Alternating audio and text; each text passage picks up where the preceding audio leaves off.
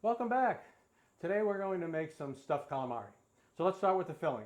I have a little olive oil heated up in this pan, and I'm going to start out with adding, it's about a half ounce of a salami or dried sausage of some kind, cut up into very small pieces like you see. Then I'm going to put in a small shallot, diced up.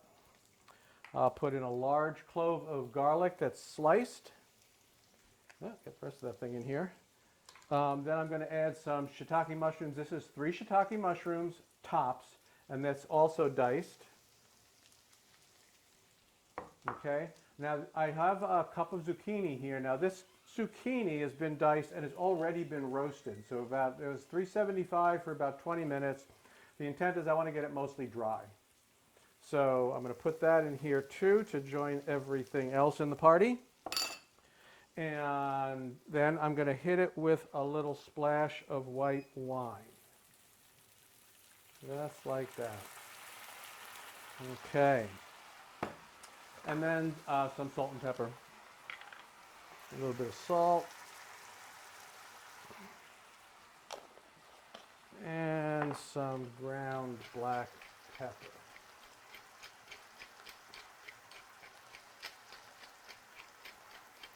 So I want to cook this.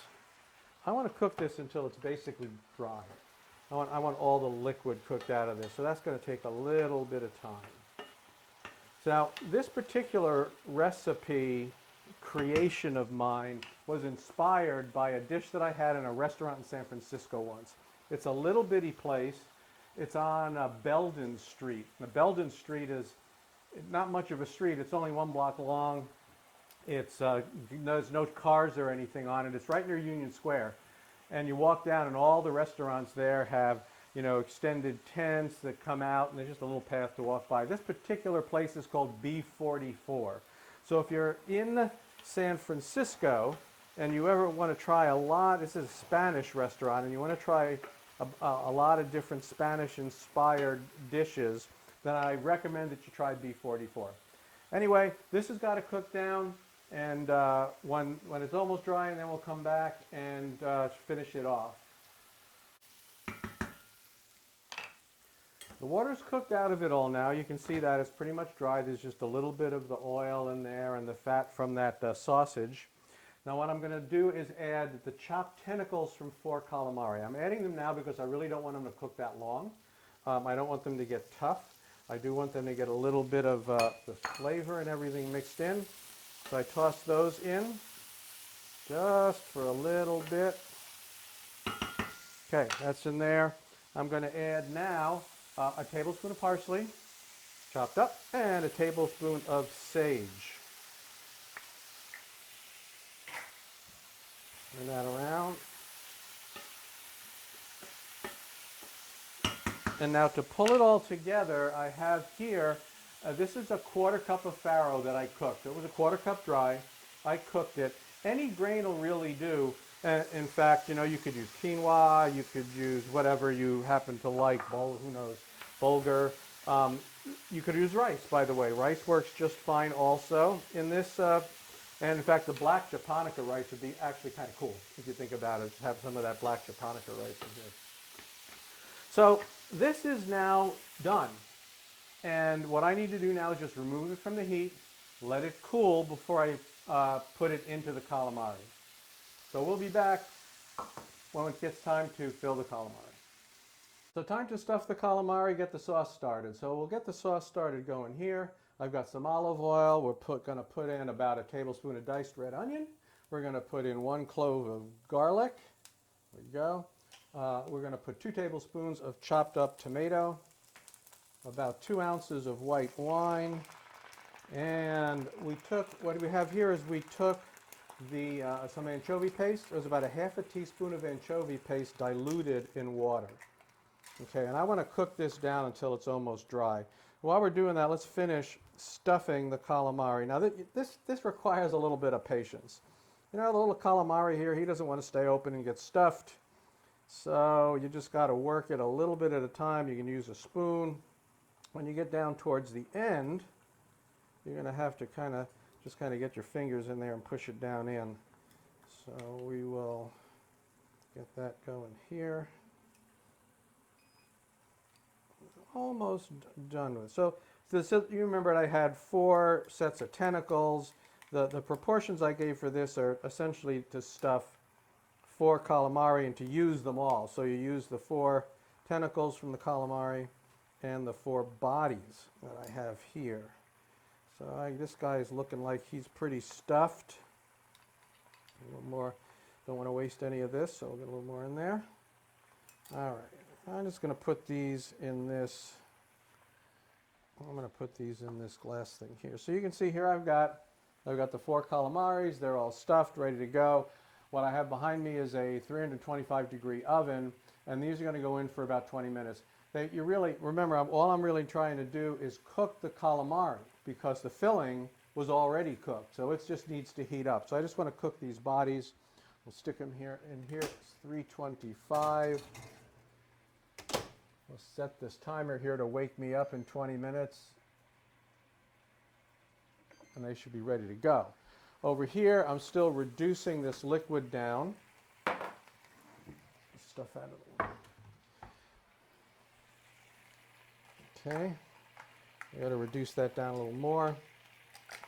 And what I have to put in that, the last thing I'm going to put in, once that cooks down and it's almost dry, is about a tablespoon of squid ink. I mean, that's what most people call it, squid ink.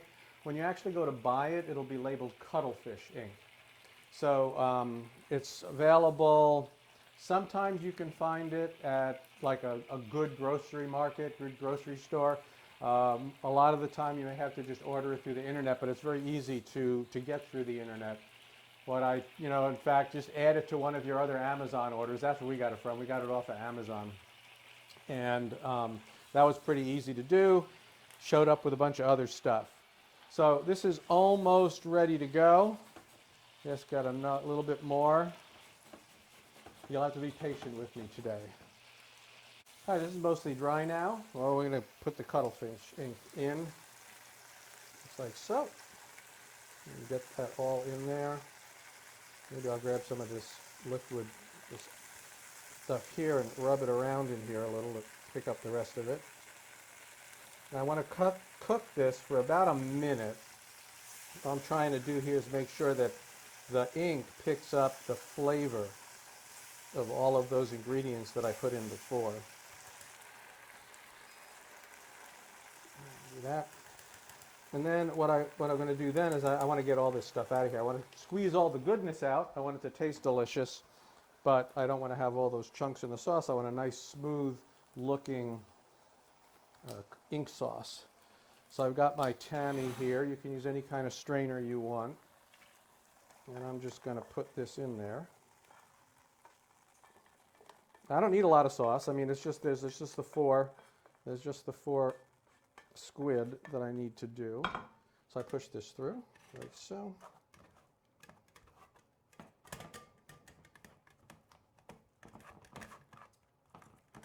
Wearing the glove because this stuff will make my fingers black.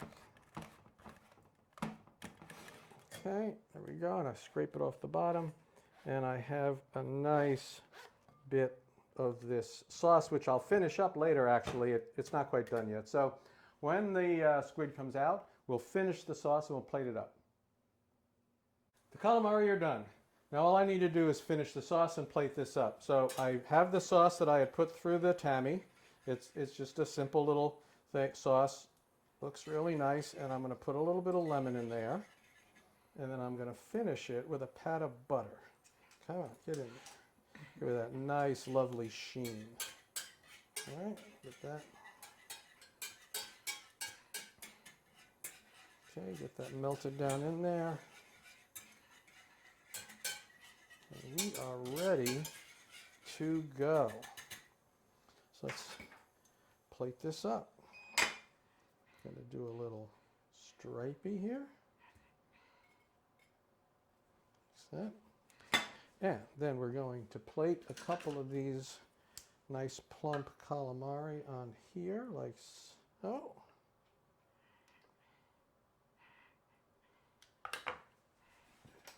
And some sauce on top.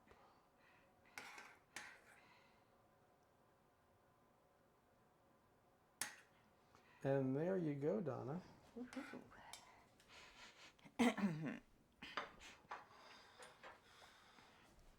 Black and white. A study in black and white. There you go. All right.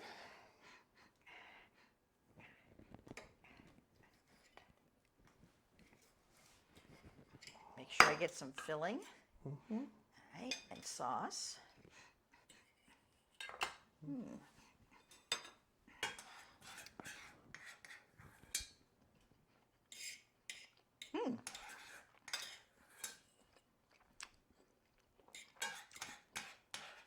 Squid's really tender.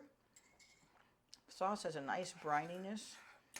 And there's some texture in the filling. Filling's tasty. Was that farro? That was the farro, yeah. Yeah. All right. That really works. Thank you. Oh, anytime. Okay, well, thanks, everybody. And we'll see you next time on Fearless in the Kitchen.